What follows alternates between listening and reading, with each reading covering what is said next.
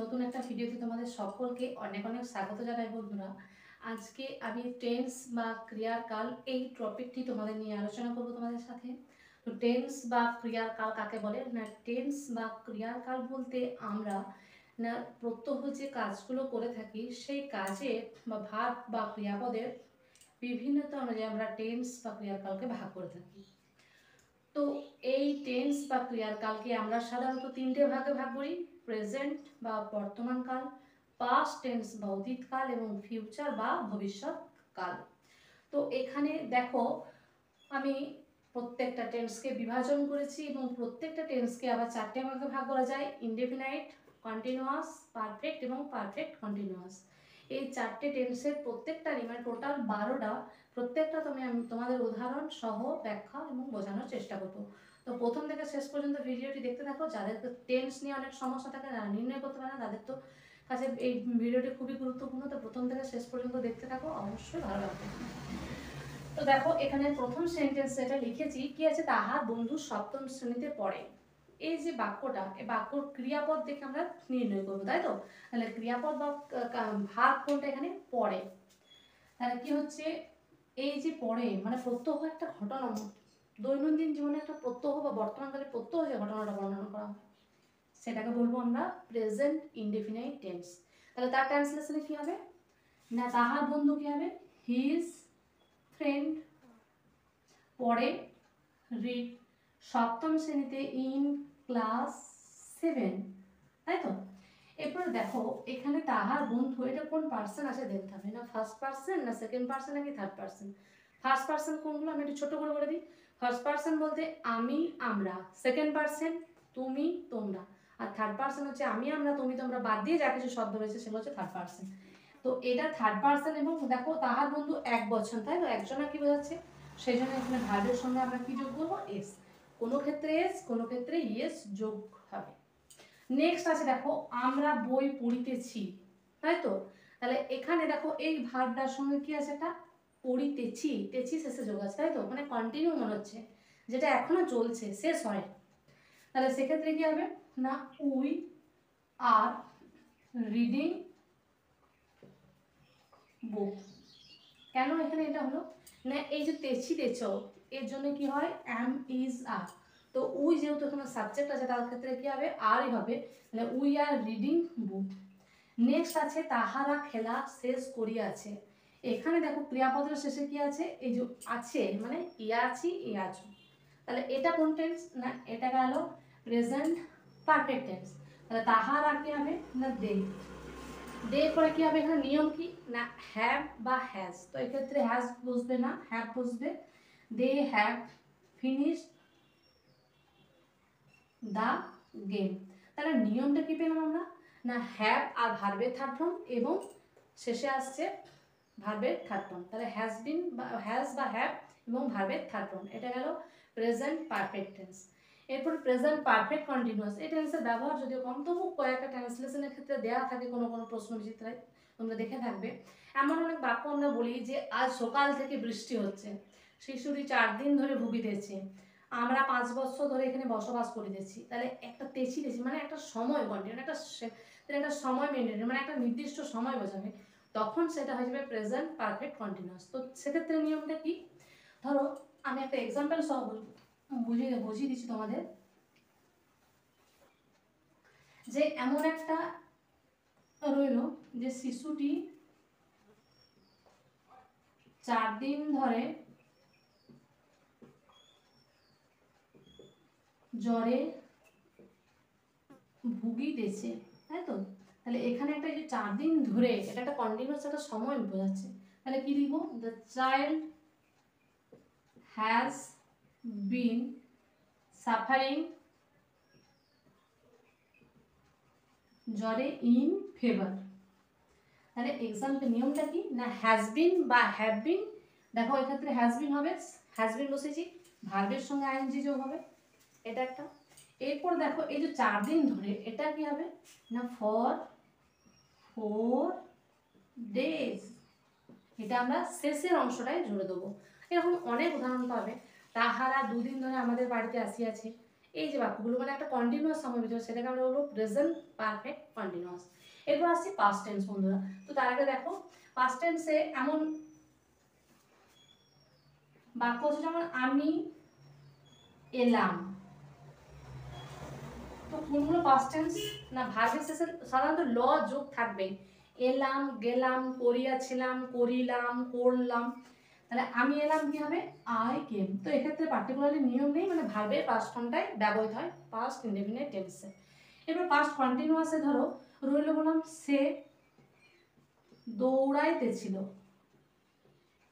তাহলে এখানে একটা তে ছিল, শেষে কি আছে ল, তাহলে এটা অবশ্যই পাস্ট কন্টিনিউয়াস। তাহলে সে দৌড়াইতেছিল কি হবে না, হি ওয়াজ রানিং, তাই তো। এবার তাহলে প্রেজেন্ট ইনডেফিনাইট, পাস্ট ইনডেফিনাইট এবং কন্টিনিউয়াস হলো পাস্ট পারফেক্ট। দেখবে উদাহরণ পাস্ট পারফেক্ট, এটা টেন্সটা খুবই ইম্পর্টেন্ট এবং ট্রান্সলেশন অনেক দেওয়া থাকে। তো এরকম অনেক আমরা বাক্য বলে থাকি যে ডাক্তার আসিবার পূর্বে রোগীটি মারা গেল, শিক্ষক মহাশয় শ্রেণীকক্ষের প্রবেশের আগে শিশুরা ছাত্ররা চিৎকার করছিল, সূর্য ওঠার পর সমস্ত শিশির উঠে গেল। এই যে বাক্যগুলো একটা কাজ হওয়ার পর, একটা কাজ হওয়ার আগে যখন, এটাকে আমরা বলবো পাস্ট পারফেক্ট টেন্স। তো এক্সাম্পল সরাসরি চলে আসি দেখো। তার আগে আমি বোর্ডটা উপরে ক্লিন করে নিচ্ছি।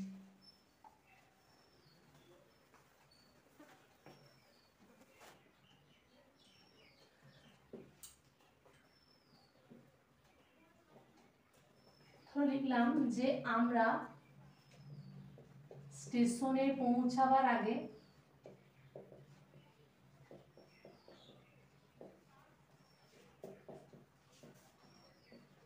ট্রেনটি ছাড়লো, ট্রেনটি ছাড়লো। তাহলে এক্ষেত্রে দেখো দুটো বাক্য আছে, আমরা স্টেশনে পৌঁছাবার আগে একটা, আর ট্রেনটি ছাড়লো। তাহলে এই যে ছাড়লো কোন কাজটাকে, পৌঁছাবার আগেই, তাই তো। তাহলে এটা হয়ে যাবে আমার পাস্ট পারফেক্ট। দ্য ট্রেন, নিয়ম কি বুঝবে না, হ্যাড।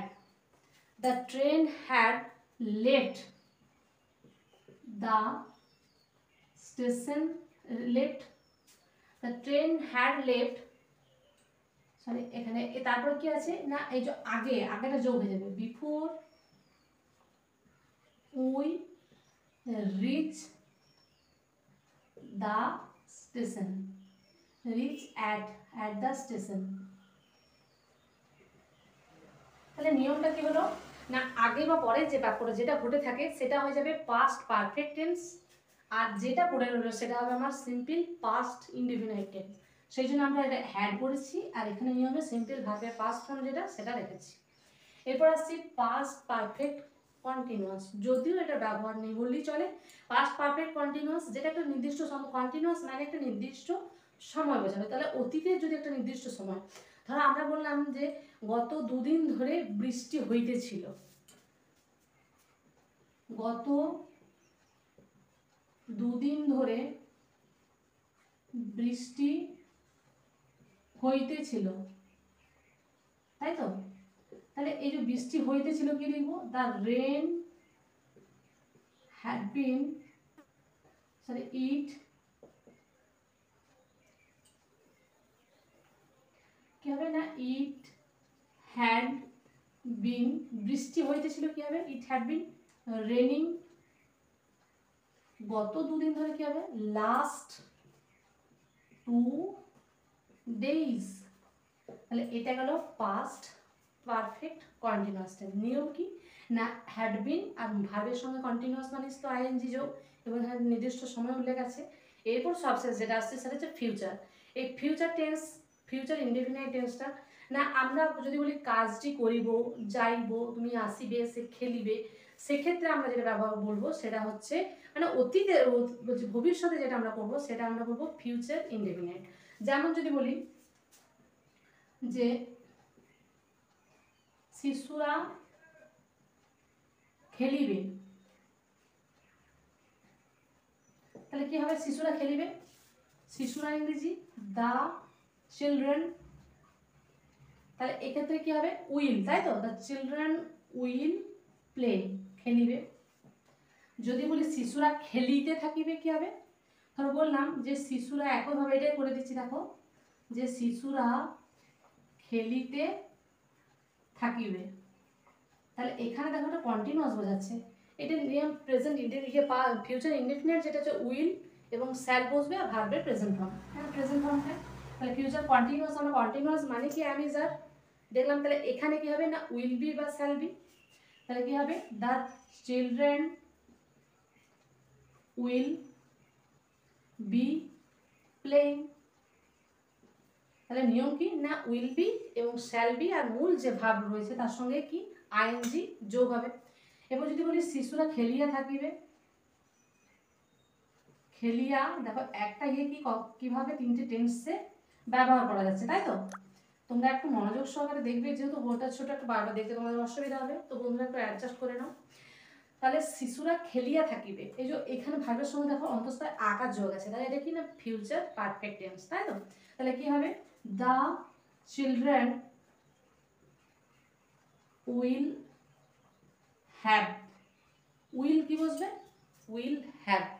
এবার উইল হ্যাভ কি হবে না ভার্বের যে খেলিয়া, তাহলে কি হবে তার ফর্ম না প্লেড, তাহলে কি বলবো the children will have played. তাহলে নিয়ম কি না উইল হ্যাভ বা শ্যাল হ্যাভ এবং ভার্বের থার্ড ফর্ম। পারফেক্ট মানেই আমরা ভার্বের থার্ড ফর্ম, তো ভার্বের এই যে ভার্বের থার্ড ফর্ম বলছি এটা তোমাদের একটু বলে দিই আমি। তো বন্ধুরা টেন্স সম্পর্কিত যে যে তোমাদের সমস্যা বা চিন্তা দুশ্চিন্তা যাই বলো না কেন যেটা ছিল সেটা এই ভিডিওটা দেখলে আশা করি সেই তোমাদের সমস্যা সমাধান হবে। এবং টেন্স নিয়ে যদি আরও কোনো তোমাদের সমস্যা থেকে যায় তো তোমরা অবশ্যই কমেন্টে জানো, আমি যতটা সম্ভব পারবো সহজভাবে ট্রান্সলেশনগুলো তোমাদের কাছে তুলে ধরবো। তো নেক্সট ভিডিওতে আমি তোমাদের সেটা নিয়ে যদি কোনো আপত্তি থাকে অবশ্যই তোমরা বলবে, যাতে আমি তাতে আরও সুবিধাজনক কোনো সুবিধাভাবে কোনো করতে তোমাদের জন্য পারি। তাহলে এরপর দেখো যে আমি ভার্বের থার্ড ফর্মটা বলছিলাম, আমরা ভার্বকে দুটো ভাগে ভাগ করি, কি কি একটা অক্সিলারি ভার্ব এবং মেইন ভার্ব, তাই তো।